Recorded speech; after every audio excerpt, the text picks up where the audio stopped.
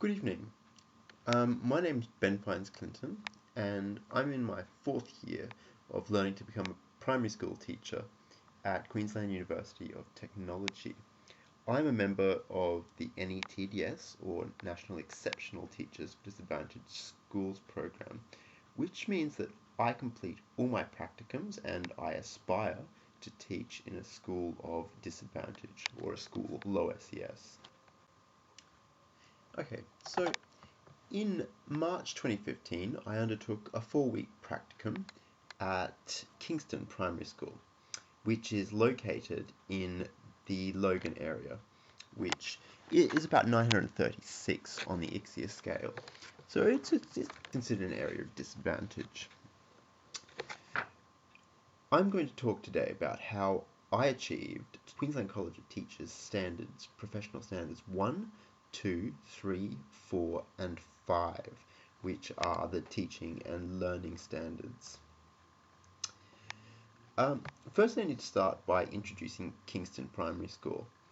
It is a low SES environment, but this does not mean that there is anything wrong with the students. Rather, the students come from diverse backgrounds, and a lot of these students were Indigenous or from Pacifica or even Vietnamese or Chinese backgrounds. And there was a high portion of English additional language or dialect students. So I had to adapt my curriculum and my teaching specifically to engage these students. Notably, they had just finished at the beginning of this maths unit, which I was to introduce. We started with a pre-test, through which I discovered that students knew pretty consistently nothing about the concept of angles. So this was a new topic for them. The way that I introduced this topic was through the UMI Deadly, which comes from the Torres Strait Island, as in UMI, Raymar mathematical framework, which is the reality, abstraction, invented mathematics, and reflection. I use this framework as very intentionally to engage all of these students and to specifically tend to each different level of skill within the class. The UMI Deadly framework is a very hands-on framework. Starting with reality, we start to look at a mathematical concept right from the language that a student would understand, so not using mathematical terminology. We began to explore the concept of angles. So I would start with things that were real.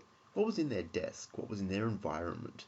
That angles were in fact a measure of rotation, and that rotation was critical to their understanding of this.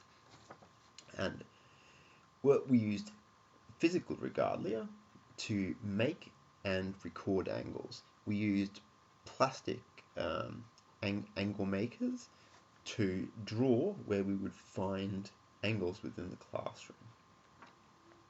What's more, a lot of these students were avid skateboarders, so a lot of us stood on pretend skateboards and did imaginary tricks at specific angles. For example, a 360-degree turn, or a 90-degree turn, or a 30-degree turn, to really explore that concept of a measurement of rotation.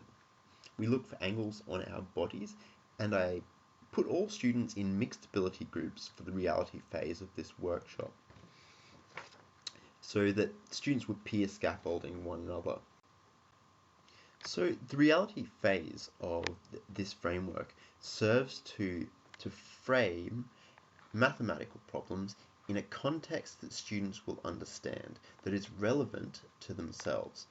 And this was particularly pertinent when I started with the abstraction, to introduce terms, to introduce mathematical terms like acute, obtuse, right angles. We started with a song and dance. We used dancing movements to enact obtuse or acute angles with our hands and our arms, and we stood and we sung to this, which acted as kind of a mnemonic for students to recall these specific language terms.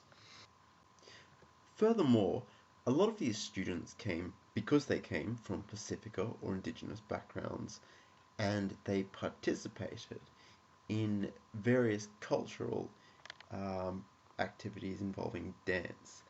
And so they may have been very disengaged at other times during maths, but they became engrossed the minute we started to do something that they were familiar with.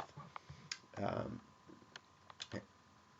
used digital manipulatives, so like an angle finder, and plastic geometry manipulatives to recreate these circumstances in which students would measure angles. From the abstraction phase, we move to invented mathematics. So this is where we start to come into what is essentially a component of knowledge that is biased by Western knowledge. So we have phased it from an understanding that is very close to their reality and an abstraction that they understand, to which we gradually get to the invented mathematics of written and diagrammatic language, formal mathematical notation. Students were always starting to refer back to their learning goals. So we started this unit with a pretest, which basically told us that students pretty consistently knew nothing about angles. And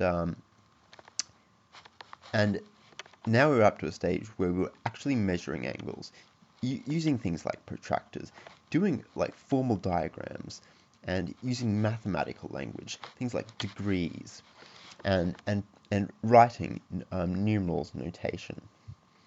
Furthermore, I arranged the classroom in such a manner that I could scaffold the students who needed specific help.